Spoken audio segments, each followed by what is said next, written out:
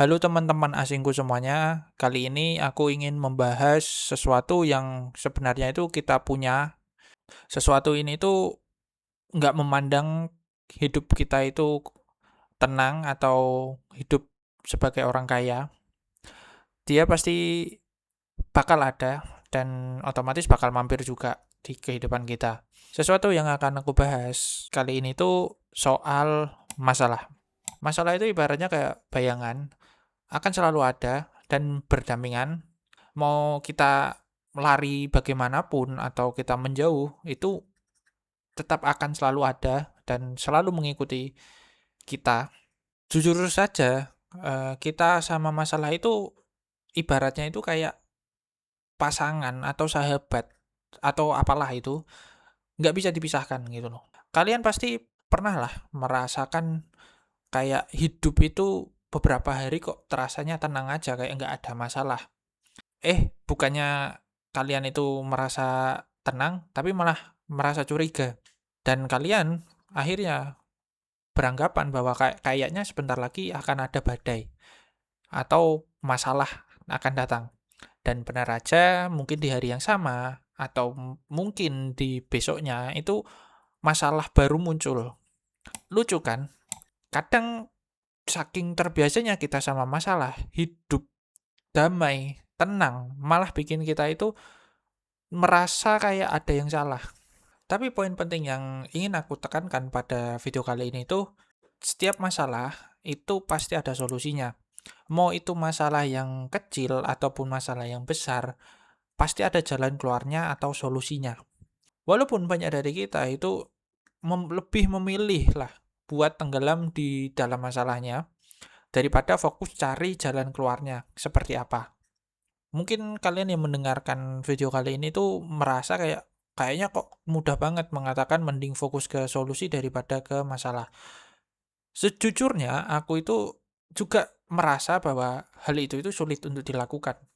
Kenapa bisa begitu? Menurutku sendiri, itu karena kita manusia, makhluk hidup yang memiliki emosi. Saat masalah datang, yang bereaksi dalam diri kita itu seringkali perasaan kita terlebih dahulu. Entah itu sedih, kecewa, atau marah. Akhirnya kita fokus ke hal yang memicu emosi itu. Hal itu bisa membuat kita menghabiskan waktu berjam-jam cuma buat marah, kecewa, ataupun sedih tanpa bisa nyelesain apapun. Emosi itu memang susah untuk dikontrol, tapi ada satu hal yang bisa kita kontrol atau kita atur, yaitu durasi. Seberapa lama kita mau terlarut dalam kesedihan atau kemarahan itu, itulah satu-satunya hal yang bisa kita kontrol atau kita atur. Kalau kita bisa lebih cepat tenang dan mulai berpikir jernih, kita bisa analisa akar masalahnya apa. Baru kita bisa cari solusinya. Semakin cepat kita ganti fokus dari kenapa ini bisa terjadi ke bagaimana cara menyelesaikannya, tentunya semakin cepat juga masalah itu bisa terselesaikan. Tapi yang perlu kita ingat itu terkadang masalah itu nggak bisa diselesaikan secara instan. Terkadang memang memerlukan waktu yang cukup lama. Mungkin bisa berhari-hari, berminggu-minggu, berbulan-bulan, bahkan bertahun-tahun. Tapi aku percaya ketika kita benar-benar niat dan berusaha untuk menyelesaikan masalahnya, pasti akan ada hal-hal baik di baliknya.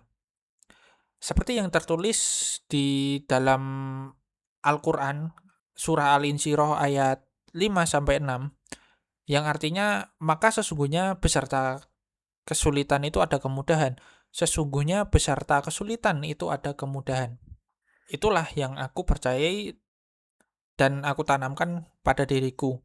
Dan ingat, hal baik itu bisa saja nggak menyenangkan, bisa saja ya berbentuk pembelajaran. Nggak melulu hal baik itu kayak yang menggembirakan. Memang kadang mengecewakan, tapi pembelajaran itulah hal baiknya.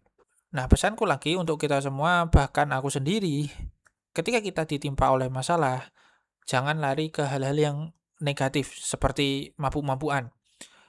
Karena itu bukan cara untuk menyelesaikan masalah, tapi hal itu hanya untuk menghilangkan sejenak masalah dari pikiran kita.